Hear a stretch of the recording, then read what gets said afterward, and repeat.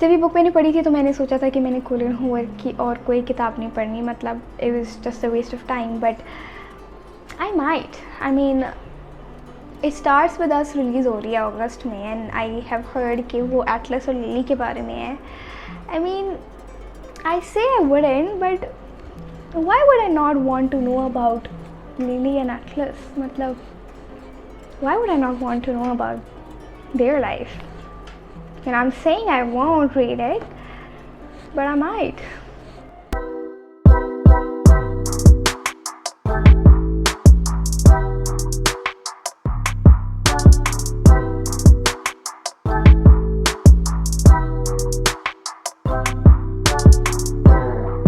मैंने अपने आप को चैलेंज दिया कि आजकल जितनी बुक्स हैं जिनकी बहुत ज़्यादा हाइप है उनको रीड करती हूँ और देखती तो हूँ कि क्या वजह है जो ये किताबें इतनी ज़्यादा फेमस है. सबसे पहली बुक तो आप लोगों ने एक ही गेस कर ली होगी. It ends with us by Colleen Hoover. मुझे बहुत लोगों ने कहा कि any book by Colleen Hoover is the most overhyped book right now. तो मैंने इनमें से इट एंड्स विद अस पढ़ी है, जो कि सबसे ज़्यादा तमाम बुक्स में से फेमस है. इसके ऊपर मैंने एक बहुत डिटेल में वीडियो भी बनाई है, आप वो देख सकते हैं, जिसमें मैंने बहुत डिटेल में ब्रेक डाउन की है इसके डिफरेंट एस्पेक्ट्स को. So basically it's a love story. It's about a girl name Lily जिसको she finds a man name Ryle and they fall in love. Everything is perfect until they found out that the relationship is not as healthy as they thought it would be. It's extremely abusive relationship. तो अब throughout the book Lily is trying to figure out कि वो कैसे उस relationship में से निकल सकती है and how difficult it is to get out of that relationship. अब I don't think कि जितनी hype इसकी है उतनी ये book deserve करती है, because it was a very average written book. Plot बहुत ज़्यादा सिंपल था और शो नॉट टेल का कोई स्कीम फॉलो नहीं की गई. बहुत ही स्ट्रेट फॉरवर्ड वन डायमेंशनल अंदाज में किताब लिखी हुई है. But I think the reason the book is famous is because of its note, the author's note at the end, which says कि most of the events from this book are actually from her own life. तो जिसकी वजह से उनको ये book लिखने में बहुत ज़्यादा प्रॉब्लम भी हुई है. And half way through she was also thinking कि वो ना ही लिखें. तो I think that was the most touching part of this book, and partly the reason why it's so famous. It's a short, interesting read, so anybody who wants to get out of a reading slump can read it. Anybody who wants to read a short, romantic, fun book should definitely try this out, but not expect much because hype तो बेशक इसकी बहुत ज़्यादा है, but it does not really fill up the criteria, other than the fact that the theme is domestic violence, which is of course less talked about. The second book is The Song of Achilles by Madeline Miller. This is inspired from Greek history. It's primarily from Iliad and Odyssey. इसके अंदर Achilles की personality का जिक्र किया हुआ है through the eyes of Patroclus, Achilles' companion and his supposedly lover, according to this fiction book. Trojan war का थोड़ा सा जिक्र है, but it is not entirely about the Trojan war. Primarily इसमें सिर्फ रिलेशनशिप है ऑफ एक्युलस एंड पेट्रोक्युलस. और वो जो सवाल जो हमेशा से चला आ रहा है कि एक्युलस और Patroclus why were they so close, उसको ब्रेक डाउन किया in the form of a romantic relationship. जब मैंने पढ़ी तो मुझे एक दफ़ा में तो गुस्सा आया कि अंग्रेज़ों ने हर चीज़ को LGBTQ के साथ कनेक्ट क्यों करना है. बट जब मैंने इस पर थोड़ा सा स्टडी किया तो मुझे पता चला कि पेट्रोक्युलस और एक्युलस का वाकई में हमेशा से मिस्टीरियस सा रिलेशनशिप ही रहा है ग्रीक हिस्ट्री में. लेकिन कभी क्लियर हमें रेफरेंस नहीं, कभी भी किसी नोट से रेफरेंस क्लियर नहीं मिला कि दे वर मोर देन फ्रेंड्स और उनका कोई रोमांटिक रिलेशनशिप था या नहीं. बट ये क्योंकि फ़िक्शन है, so you can create anything you want to. तो मैडलाइन मिलर ने जो है वो उनके रिलेशनशिप को मज़ीद strong, more strong than friendship define किया है. But regardless of the relationship I think जो एडमिरेशन और पैशन जो है वो पेट्रोक्युलस ने एक्युलस के लिए लिखा है through his point of view is so strong, and it actually makes us fall in love with Achilles. तो वो एडमिरेशन वो बहुत बहुत खूबसूरती से लिखी हुई है. So this book, as compared to It Ends With Us, had a more profound, it had a brilliant way of writing, I would say. जो third book है वो है The Subtle Art of Not Giving Enough by Mark Manson. I don't know why this book has not gone out of this list of overhyped books. इसकी hype आज भी वही है जो इसकी पहले दिन थी, और ये मैंने काफ़ी देर पहले की पढ़ी हुई है. ये बहुत कंट्रोवर्शियल बुक है इन अ वे कि इसको कैटेगराइज किया जाता है सेल्फ हेल्प के अंदर, but it is nothing like classic self help book. ये आपको बिल्कुल नहीं बताती कि अपनी लाइफ में क्या करने, they don't tell you anything what to do. और the fact that Mark Manson is speaking most of the things on the base of his own opinions and none of the facts are written. तो ये लोग इसको पसंद नहीं करते, जो general self help book lovers हैं वो इस बुक को अच्छा रेट नहीं करते. तो इसके बारे में हमेशा से बहुत ज़्यादा मिक्स्ड रिव्यूज़ हैं, and the reason is definitely कि इसके अंदर फैक्ट्स नहीं बताए हुए और बहुत ज़्यादा ओपिनियनेटेड बुक लगती है.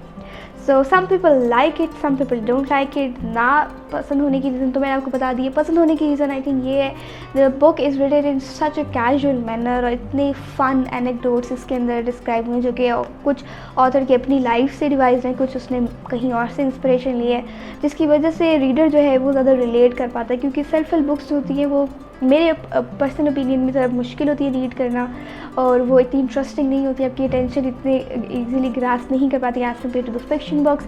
तो इसीलिए क्योंकि ये इतने फ़न अंदाज में लिखी हुई है तो ये अटेंशन ग्रास्प कर पाती है रीडर की. और कुछ रीडर्स जो हैं वो अगर इसके ओपिनियन से एग्री कर रहे हैं तो वो डेफिनेटली इससे फ़ायदा भी उठाते हैं. मैं अगर अपनी बात करूँ तो मुझे ये बुक अच्छी लगी थी because I want to read more self help books, but I also find it difficult to do सो.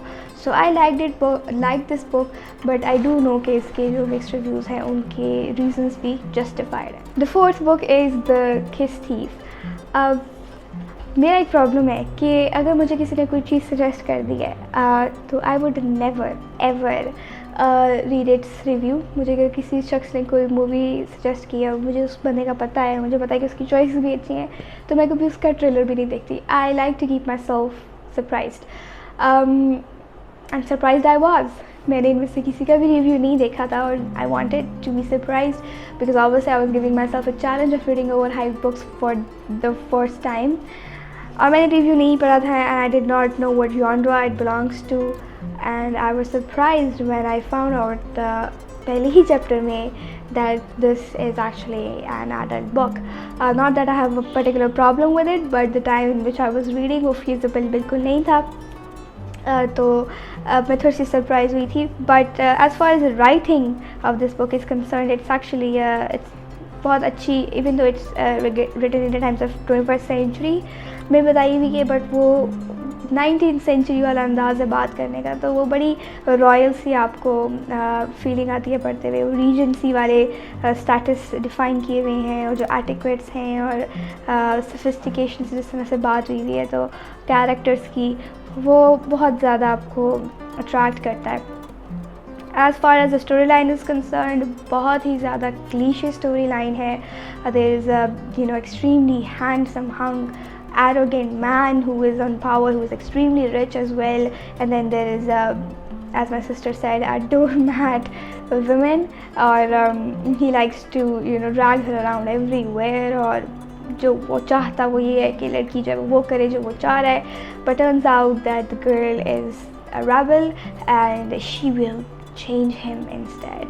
तो वो एक टिपिकल मेरा ख्याल है कि स्टार प्लस टाइप स्टोरी है इसकी, और in a form of an adult book. So I really have no idea who would like this book and who would not, with an extremely basic storyline and a writing written purely for fun.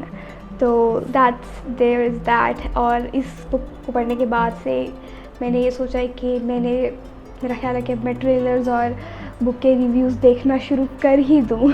I would not want to be surprised again. Because पैसे लगते हैं यार. Last book है the love hypothesis. This again is a typical rom com book, और typical वो जो hallmark की movies होती हैं ना उस टाइप की इसकी स्टोरी लाइन है.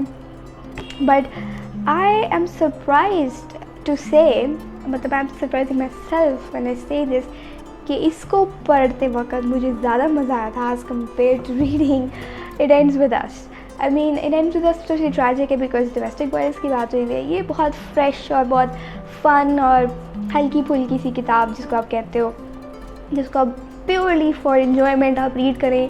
These are few of the books जो मैंने पढ़ी हैं आप लोगों के कहने पे। इट एंड्स विद अस की बात ज़्यादा मैं शायद इसलिए करी हूँ क्योंकि उसकी हाइप भी बहुत ज़्यादा है और ना चाहते हुए मैं बाकी सारी बुक्स को इट एंड्स विद अस के साथ कंपेयर कर रही हूँ बिकॉज देन अगेन बहुत ज़्यादा हाइप है और मैं परेशान हूँ। मुझे अभी तक समझ नहीं आई कि किसी चीज़ के वायरल होने की वजह क्या होती है और क्यों हर कोई एक चीज़ के बारे में बात करता है और सेम ही बात करता है।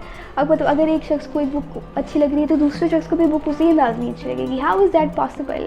हर किसी का ओपिनियन तो डिफरेंट होता है, तो वो उस बुक के मामले में सेम कैसे हो सकता है? अगर मैं इन बुक्स को रेट करना चाहूँ तो सबसे पहले मैं रखूँगी the song of Achilles, then the subtle art, then the love hypothesis, then it ends with us and then kiss thief. अगर आप ये वीडियो देख रहे हैं तो यकीनन आप एक रीडर हैं और अगर आप एक रीडर हैं तो आपने इन पांचों में से एटलीस्ट एक बुक तो डेफिनेटली पढ़ी होगी। तो मुझे कमेंट्स में बताएं कि आप लोगों ने कितनी बुक्स पढ़ी हैं। The answer must not be less than 1।